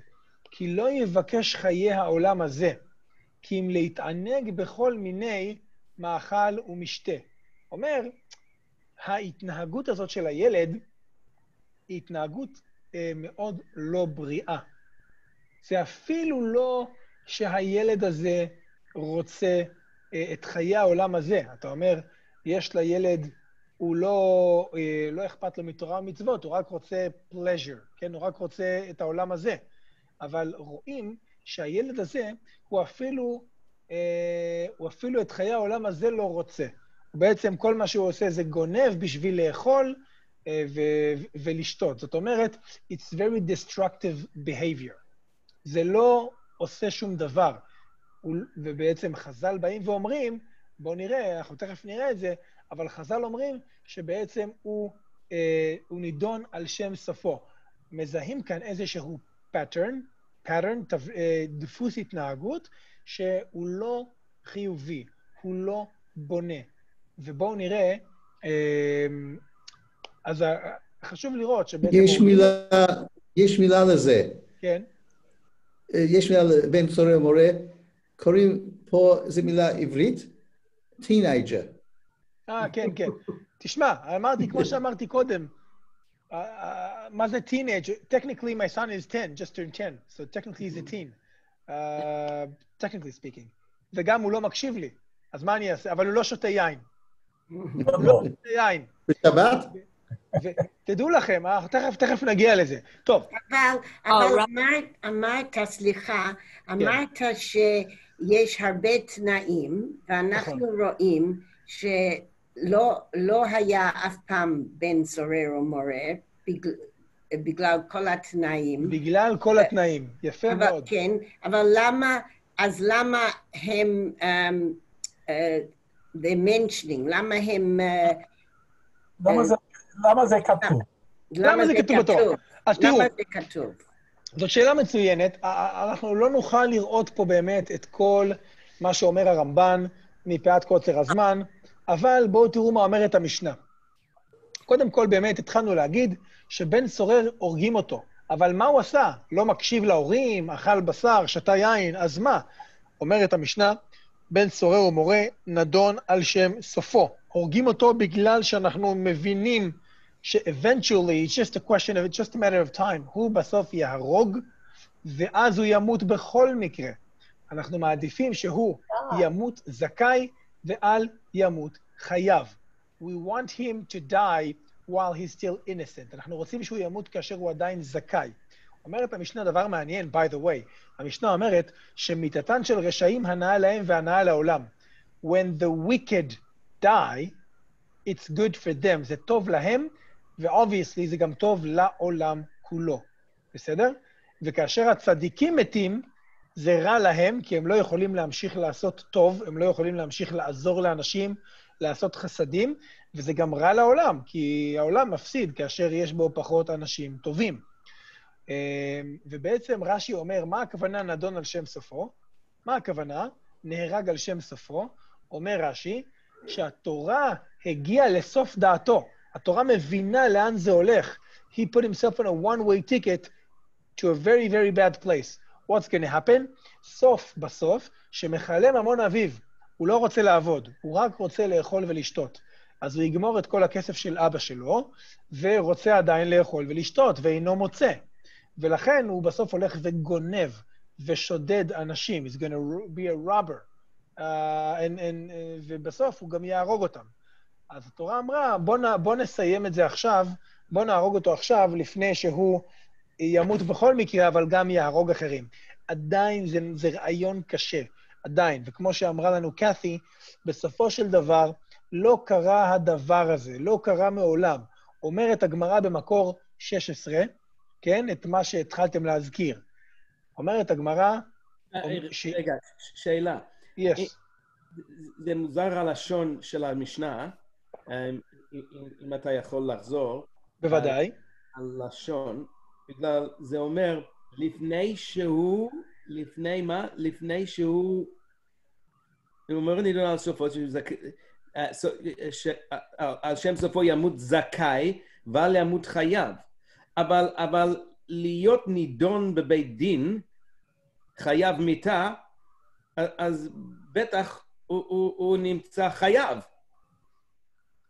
לא זכאי. בוודאי שהמקרה הזה הוא מקרה חריג. חריג is exceptional. זה מקרה יוצא דופן. חריג ביותר. אני חושב שאין דומה למקרה הזה. כאן זה אולי המקרה היחיד בתורה שהאדם לא באמת עבר עבירה שמצדיקה להרוג אותו. אוקיי? אני חושב שאומר פה, זה לא החזקוני, אולי אנחנו דילגנו, אולי זה היה הרמב"ן, אבל יש כמה עבירות בתורה שהאדם נהרג עליהם, שהן לא בהכרח מצדיקות מוות. אחד מהם, זה אולי הגדול שבהם זה בן סורר ומורה. זאת אומרת, סיימון, שהוא לא באמת חייב. מה זאת אומרת? הוא חייב שהוא גנב בשר ושתה יין, באמת. זה לא משהו שמחייב מוות, זה נקרא זכאי, הוא עוד לא הרג. אבל התורה אומרת, הוא בסוף יהרוג, בסוף הוא יהיה רוצח. ולכן אנחנו מעדיפים להרוג אותו כאשר הוא עדיין לא רוצח, כדי שלפחות לא יהיה רוצח. זה גם טוב. כן? יש לי שאלה. sorry? I can only hear two at a time, so just pick one. יש לי שאלה. כן. יש לי שאלה. כן. אומרים שכל אחד ואחד יכול לעשות תשובה. אז אומרים על בן הזה, אי אפשר שהוא יעשה תשובה? שאלה מדהימה. ואני חושב שאת השאלה הזאת, אנחנו צריכים בואו נתקדם, כי אחד ההסברים, אני חושב ההסבר של הרש"ר הירש, הוא יענה גם על זה. זאת שאלה מדהימה, וכל אחד צריך לחשוב עליה ולחשוב על תשובות אם אתם מוצאים. כאן לא נוכל להגיד את הכל, אבל אני אנסה בזמן שנשאר להגיד את מה שאפשר. וגם לחזק את השאלה, בגלל אנחנו יודעים את הסיפור של ישמעאל, באשר הוא שם. הנה, בבקשה. אתה ראית את זה על המסך. אומר החזקוני במקור מספר 15, כן? זאת אומרת, החזקוני אומר כך, הוא בסוף יהרוג, אז אנחנו הורגים אותו עכשיו כדי להציל את האיש שהוא יהרוג בעתיד. We're doing this to save his victim's life. זה מה שזה אומר. לפי החזקוני, אפשר להגיד בזה דברים אחרים. זה מה שהחזקוני אומר. ואז החזקוני אומר, ואל תשיבני מן ישמעאל, מה תגיד לי על ישמעאל?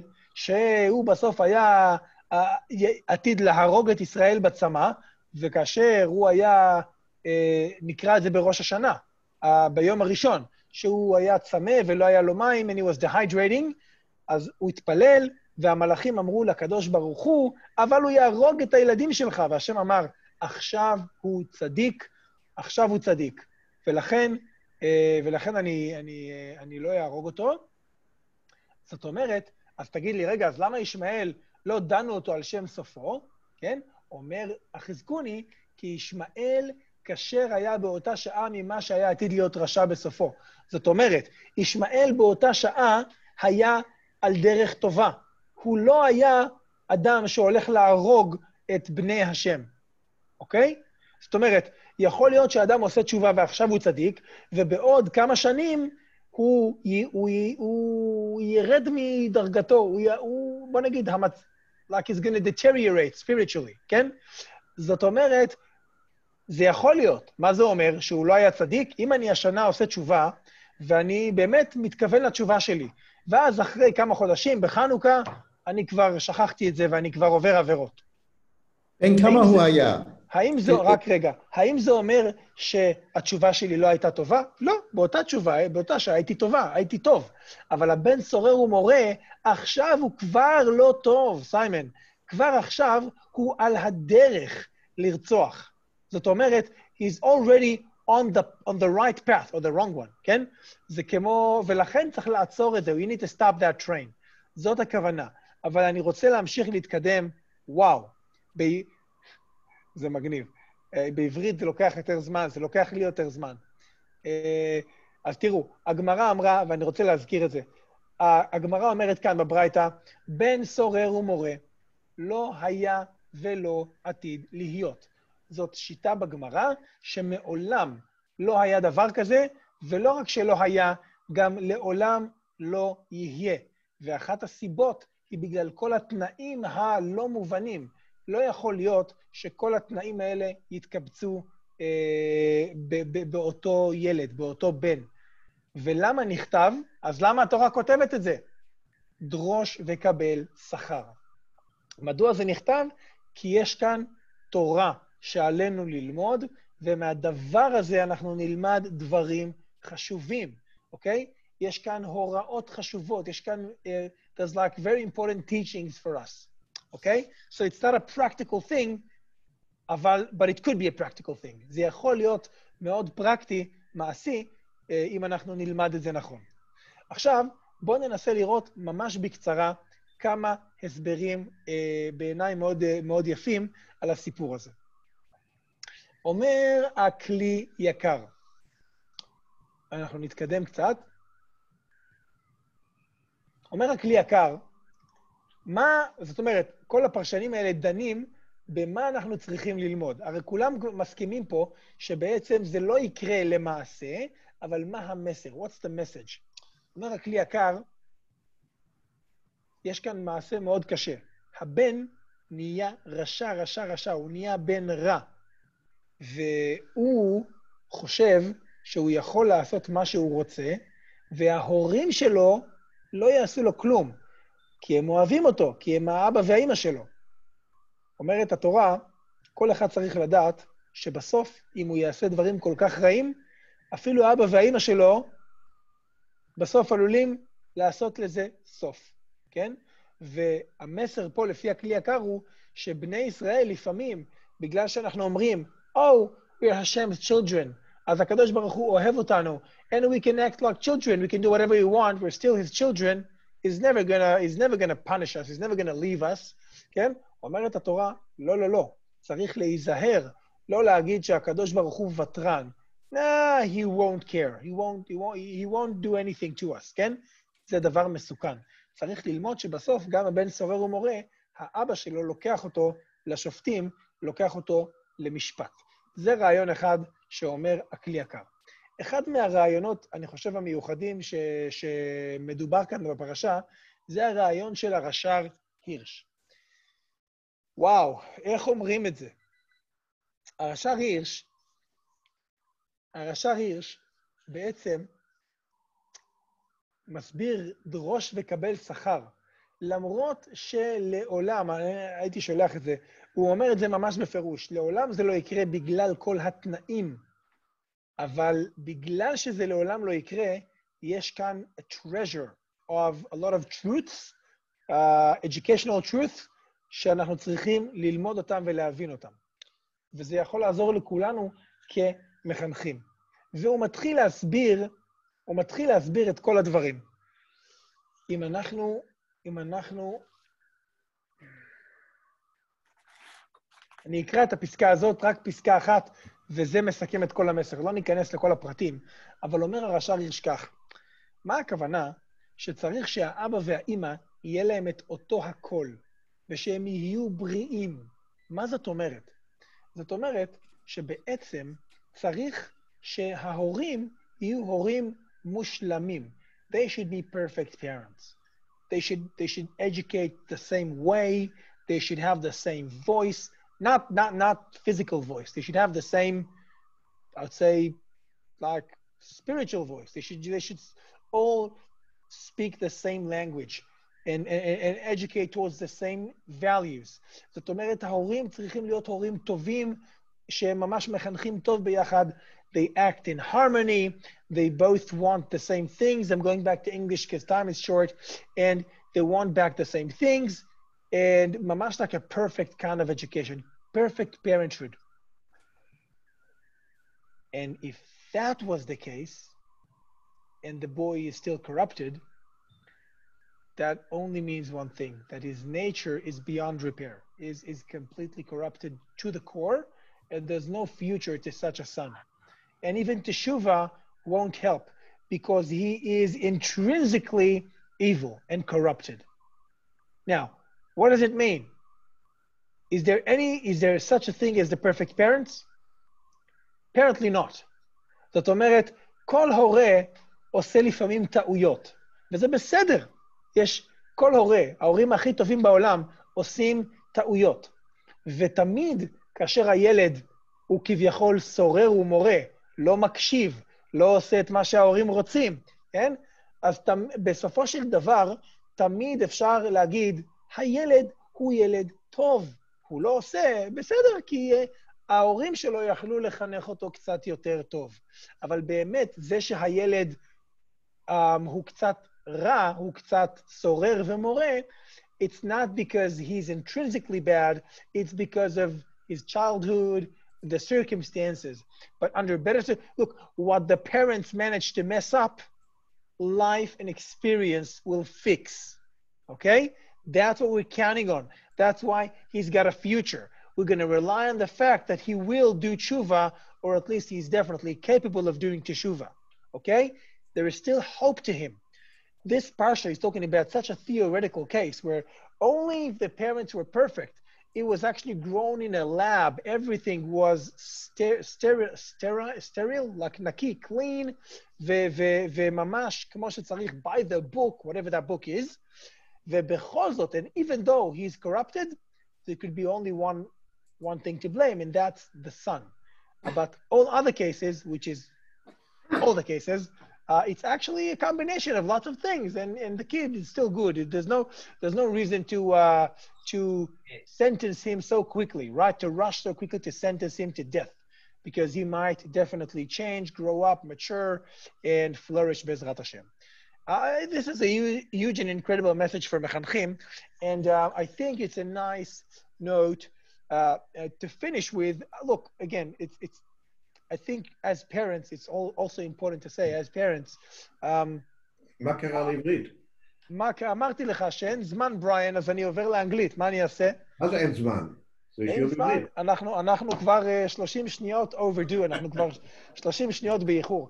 עכשיו, אני אמרתי שההורים עושים טעויות, ובגלל הטעויות, הילדים שלהם אחר כך יכולים להיות סוררים, וזה בגלל ההורים, ולכן הילד הוא ילד טוב ולא צריך להרוג אותו, שזה מצוין.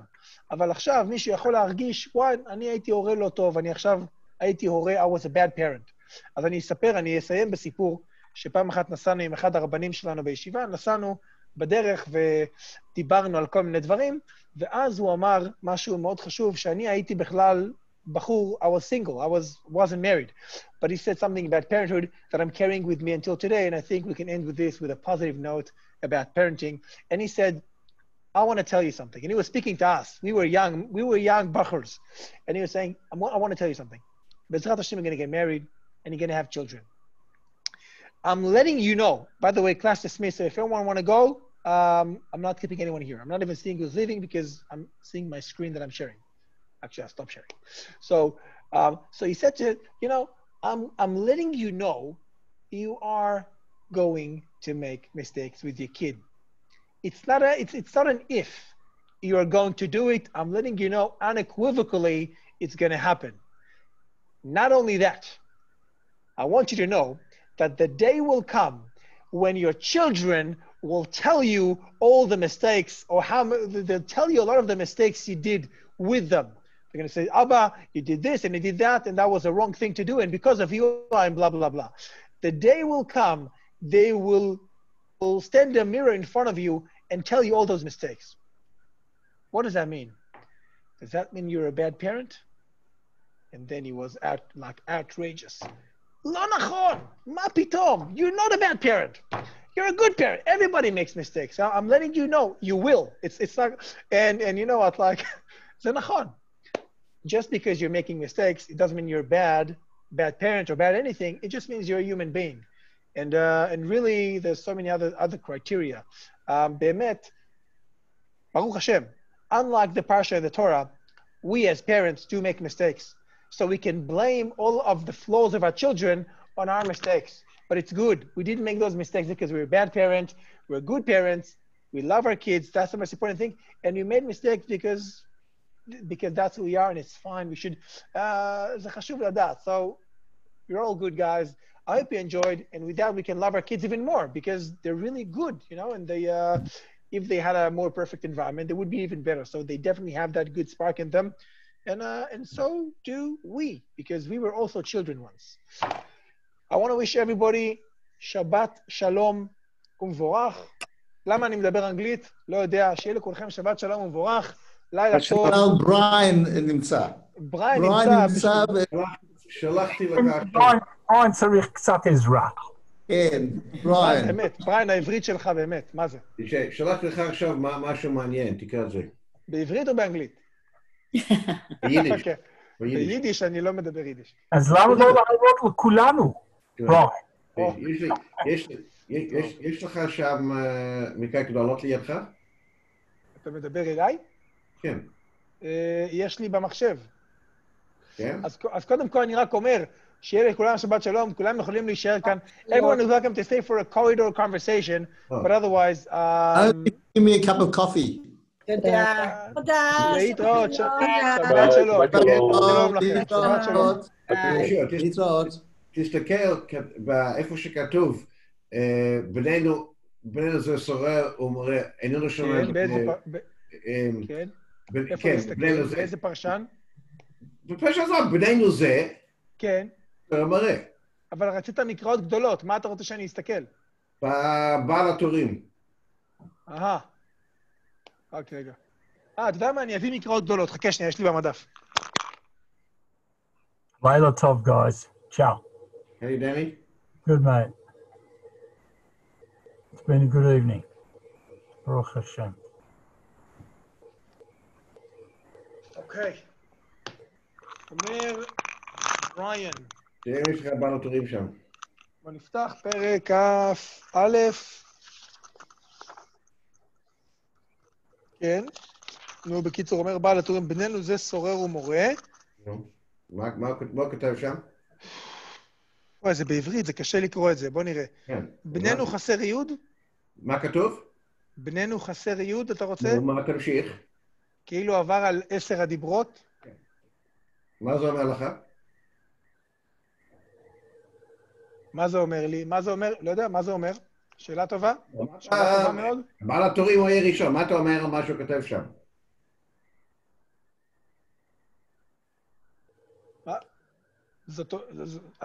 אני צריך לחשוב על זה. אתה עכשיו מתקיע אותי, אני לא קראתי את בעל הטורים הזה בעבר. זאת אומרת... זה משפט אחד. רון, אם הוא כבר עבר את 10 הדיברות, הוא כבר גנב, הוא כבר הרג, הוא כבר עשה את הכל. בסדר, אוקיי. אז אני שואל, ישוע, נו, זה אומר לך, אתה... תשמע, ברמת העיקרון, אם אתה שואל אותי איך אני מבין את זה, קודם כל, אני חושב שבעל הטורים אומר, יש לך פה הפניה, עיין בספרי. זאת אומרת, המשפט הזה של בעל הטורים הוא כנראה מבוסס, כנראה יש לו מקור, יש לו שורש במדרש, במדרשי חז"ל, שזה דבר קדום הרבה יותר, זה קדום יותר מהגמרא. בוודאי שזה לפני דברי בעל הטורים. עכשיו, מה שבאמת מעניין בבעל הטורים זה שכל הפרשנות שלו היא פרשנות של דקדוקים בגימטריה ואותיות וראשי תיבות, וזה נראה כמו שזה איזה דרשנות, אבל בעצם הוא היה ראשון והוא היה תלמיד חכם ופוסק גדול, ולכן כאשר הוא כותב גימטריה, אפשר לקחת אותו ברצינות. עכשיו, איך אני מבין את... אבל יש שאלה אחרת. אני עוד לא עניתי לך על השאלה הזאת, אבל כן, בכבוד, תשאל. השאלה שלי, לא חסר יוד. שאלה אחרת, בוא נראה. הוא כותב חסר יוד. איפה חסר יוד? מה זאת אומרת, איפה חסר? תגיד לי אתה איפה חסר יוד. איפה חסר יוד? נו? הוא כותב בנינו, בית נון נון וו. לא. איפה חסר יוד? בנינו עם יוד. הרי היה יכול להיות בנינו בכתיב מלא. בתורה לא כותבים כתיב מלא. זאת שאלה טובה. אף פעם לא כותבים בתורה עם כתיב מלא? תראה. לכאורה אתה צודק, אני לא... זה לא חסר יוד. אם כתוב בנינו עם יוד, זה הבנים שלנו. כאן כתוב על הבן שלנו. אז לא חסר יוד. לא. בנינו זה הבנים שלנו. בנינו זה הבן שלנו. תקשיב. אם אני כותב, יש לך כמה בנים, נכון? אם אתה רוצה להגיד לרבנית שלך על מלכי, אתה כותב, בנינו עשו השתוללות, בנינו, בית נון יוד נון וו. אז אני חייב להגיד ככה, דיסקליימר, אני לא עשיתי מחקר על כל הפעמים בתורה שכתוב עם יוד. אני לא מדבר על שיש איזה יוצאים. אבל בריין, כאשר אני כותב, תקשיב, כאשר אני כותב בעברית, אני הרבה פעמים כותב עם יוד. אני, בתור בן אדם שכותב עברית, שכותב בנינו... אבל במחילה, איך שאתה כותב בתורה, זה לא איך שהקדוש ברוך הוא כתב את התורה. נכון, הנה חנמי, אז תשמע. אז קודם כל אמרתי לך, אתה טוען טענה שהתורה אף פעם לא כותבת יוד במקרים האלה, אני אקבל, אני אענה לך גם ככה. אני לא אומר שזה אף פעם לא, אני אומר שכן, כשהבעל הטורים אומר חסר יוד, לא חסר יוד. אבל בריין, תשמע, ברמת העיקרון, הצרה הזה, בכלל, הפסוק צרה, הרי כשהאשכנזים קוראים את זה, איך הם אומרים? צרה, צעירה, נכון, עם יוד. אפילו לדעתי המורה של הבן שלי מלמדת אותו. כן. אתה מכיר את ההגייה האשכנזית על קריאה בתורה? אני לא אומר שזה נכון, כן? אבל יש הרבה אנשים שכאשר יש צרה, הם אומרים צעירה, נכון? זאת אומרת, זה נובע מטעות אחרת. כשכתוב בני ישראל, כתוב בני עם יוד, ורוב העולם חושב שצריך לבטא את היוד. האמת שלא מבטאים את היוד, זאת יוד שקטה. צריך להגיד בני... אני לא מדבר על ההגייה, אני מדבר על הדקדוק. נכון, אבל אני רק אומר שכנראה שיש קשר, שיש איזשהו מקום של יוד שלא נמצאת שם. לא. סלח לי.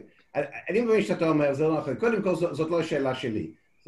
זאת שאלה ששמעתי מחכמים גדולים, שמעתי מזה מחכם גדול אחד פעם, שאלתי המון אנשים, ואף אחד אין את התשובה, שדווקא שאלתי שאלתי איזה ראש ישיבה מהארץ פעם, לפני כמה שנים, וחשב על זה, לא יודע, וחצי שנה לאחר מכן, הוא שלח לי, יש בעל התורים מבואר 2 כרכים, יש לי את זה פה, שהוא היחיד שראיתי שהוא מאיר את הבעיה הזאת, והוא מדבר, הוא כותב על זה.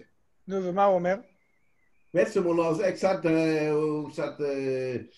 דוחק, הוא אומר שאולי זה, אולי הוא התכוון, אחר כך כתוב, אחר כך כתוב, אני לא שומע בקולנו, כן? אז יכול להיות שבקולנו זה רבים, אולי הוא מתכוון לזה. לא, קולנו לפי חז"ל זה קול אחד, משם למדו שצריך להיות לאבא ולאמא קול אחד.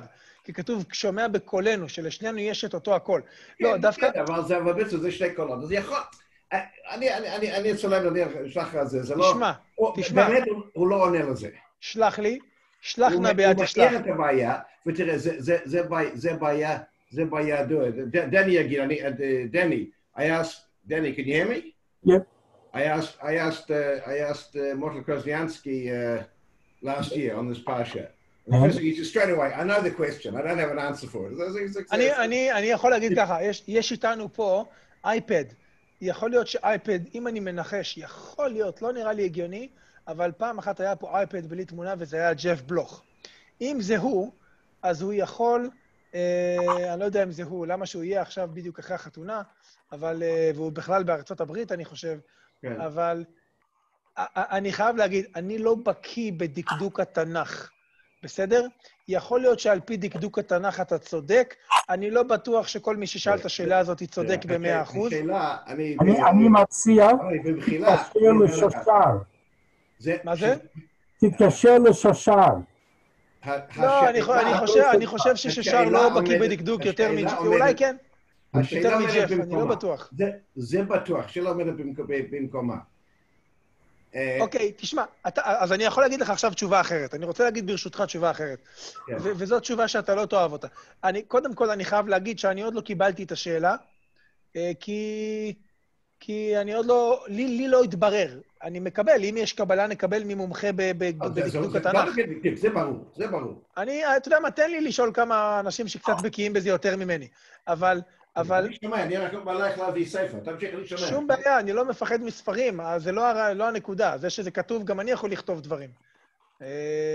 אבל אני מקבל, אני מכבד, אני לא מזלזל בזה, אני רק אומר שאני צריך לברר את העניין. עכשיו, לגבי התשובה, בוא נגיד, בריאן, היה וזה נכון. זאת אומרת, אם עכשיו הוכחנו, למדנו וראינו שכל התורה כולה, לעולם לא מופיע שם יוד, ולא רק שאף פעם לא מופיע יוד, אלא אפילו בשורש של השפה אין יוד חסרה.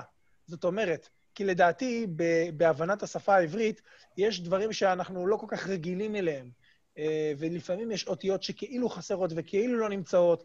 תשמע, עד גיל מאוחר בחיי, לא ידעתי שיש ביטוי כזה, יש מושג כזה שנקרא שורש עם 2 אותיות. אני רגיל בתור מי שלמד עברית. קצת בעדין, אבל יש, כן. יש, אבל יש יותר ממה שאתה חושב. זה לא רק השורשים היוצאי דופן. זה כמעט כל דבר, כמעט כל שורש, הוא בנוי, הוא מבוסס על שורש בעל 2 אותיות. וזה דברים שצריך להבין אותם ולדעת אותם לעומק. אני לא בקיא בזה, בגלל זה אני לא מדבר. עכשיו, אפילו אם תוכיח שאין יוד, וגם בתוך המילה, בעומק של המילה, גם כן אין יוד שאמורה להיות, עדיין אפשר לומר שבסופו של דבר, בעל הטורים הוא מדבר תורה שבעל פה. ויכול מאוד להיות שחז"ל, כאשר חז"ל רוצים להעביר מסר מסוים על הכתוב, ייתכן שהמסר הזה היה נכון בעיני חז"ל כל כך, והם רצו להסמיך אותו על הפסוק. גם בגמרא יש הרבה מאוד מקרים, הרבה מאוד הלכות, שכתוב, תעשה את ההלכה הזאת, כי יש פסוק שאומר כך וכך, והגמרא אומרת, זה לא באמת נלמד מהפסוק. הפסוק הוא לא המקור, אלא חכמים קבעו את ההלכה, חכמים הם המקור, אבל הם הם סמכו את ההלכה שלהם לפסוק שהוא קשור, שהוא קצת מזכיר את זה. זאת אומרת, מאוד יכול להיות שהבעל הטורים אומר, נכון, לא כתוב יוד, לא צריך להיות יוד, אבל בשפה שלנו חסר יוד, ואתה יודע מה זה מזכיר לי? זה מזכיר לי שהבן הזה כאילו עבר על 10 הדיברות, וזה מסר שחשוב שתדע אותו. כי בן שהולך... כן. מה? זה אומרים, זה דרש, אתה אוהב כל הזמן לעבור לאנגלית, שבאנגלית אומרים הומילטיקס, כן? אתה יודע מה זה הומילטיקס? לא יודע מה זה הומילטיקס. הומילטיקס זה כמו קצת דרוש כזה. אז אפשר להגיד, כן, שהוא רצה להראות את זה. הוא רוצה ללמוד את המסר הזה מזה. אבל הבעיה שזה לא נכון. הוא כתוב שחסאיות, זאת הבעיה. זאת הבעיה.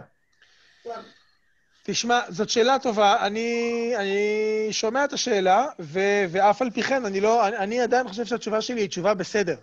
עכשיו, אם אתה תוכיח שהבעל הטורים, כל מה שהוא אומר זה מבוסס לחלוטין על תורה שבכתב לחלוטין, אז אני אהיה בבעיה. אבל כרגע אני יכול לטעון שבעל הטורים מלמד אותך תורה שבעל פה, ורוצה להעביר מסר ולסמוך אותו על הכתוב. כן, אבל הוא לא יכול להגיד שחסאיות, זה כמו, אם אני יודע, אם תגיד שאני יודע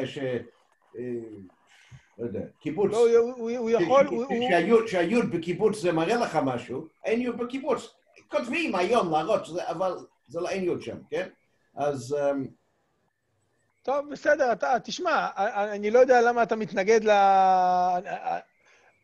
אני חושב שהדבר ייתכן, שהוא אומר דבר כזה, שהוא אומר חסר... אני מכיר את הכל, אבל מה שאני אומר, כשאתה לא מכיר... קודם כל, זה ברור מאליו שלא חסאיות. עכשיו צריכים למצוא, אני גם אמרתי, דני, אתה אוהב את זה, אני אמרתי, אני גם הייתי את הבעיה הזאת, השאלה הזאת לרבי גרונר לפני 20 שנה, והוא אמר, אני לא יודע, הוא אומר, כמוך, אולי אתה לא צודק, אני חושב שצריך להיות יוד שם. אני אמרתי, תולי כאן אמרתי, רבי גרונר, אני לא מתווכח איתך בכלל הגמרא משהו, אבל על דקדוק אני יודע קצת מה שאני מדבר, אין יוד שם, אבל אז אני אמרתי לו, אולי הבעל הטורים טעה, אולי ידע דקדוק, חס, הראשון, חס. You know what? תרים טלפון לפייט 11. לא, אני חייב להגיד לך שגם ראשונים יכולים לטעות, כן? בוא נתחיל את זה. יש טעויות בגמרא. קראנו היום, ברוין. גם ראשונים יכולים לטעות, אבל לא טעות כזאת. לא סביר שראשון טעה בטעות בסיסית. מה שיכול להיות, אני לא יודע, תראה, יכול להיות שהיו ראשונים שלא היו בקיאים בדקדוק, אולי נשמע מוזר, לא נראה לי. יכול להיות שטועים טעות, הרמב"ן אומר על עצמו, אני גם יכול לטעות, אל תחשוב שכל מה שאני אומר זה אמת. יכול להיות שזה מה שקוראים ביידיש, לבוכר זצה, זה טעות סופרים. לא, זה לא טעות סופרים, זה לא טעות סופרים. אתה יודע מה זה הבוכר זצה? אומרים שהיה נער, מישהו שהיה מסדר תיות. מעתיק את הספר, זה לא יכול להיות טעות סופרים, בריין. יכול להיות שמישהו חשב שצריך להיות, והוא הוסיף את זה. לא, אבל זה משפט שלם. טעות סופרים אתה אומר, כאשר יש מילה אחת שנכתבה, שהמעתיק העתיק אותה לא נכון. לא, בגלל שהוא אומר משהו דומה, אין לי את זה עכשיו, הוא אומר זה משהו דומה לזה, כמה פסוקים לאחר מכן, כמה משפטים לאחר מכן, יכול להיות שאחד המדפיסים חושב שזה רעיון טוב להכניס את זה פה. ערב טוב, guys, I'm out. חבר'ה, להתראות, לילה טוב, דני, לילה טוב, בריין, לילה טוב, סיימון הרש. אבל משהו יפה. אז התחלת עם... average היו 25 אנשים. כן, אני לא הסתכלתי כמה אנשים היו, דני, אבל היו הרבה. אני הסתכלתי, כן. כן, היו הרבה יותר, וזה אני יפה מאוד, תשמע, זה כל הכבוד על הרעיון. אני רוצה לקבל אחוזים קצת. כך, כמה שאתה רוצה. They're all yours, דני. תקרא מה ששלחתי לך, זה מאוד מעניין. בסדר גמור, בסדר גמור. יישר כוח. צ'או. לילה טוב, לילה טוב. לילה טוב. לילה טוב. לילה טוב.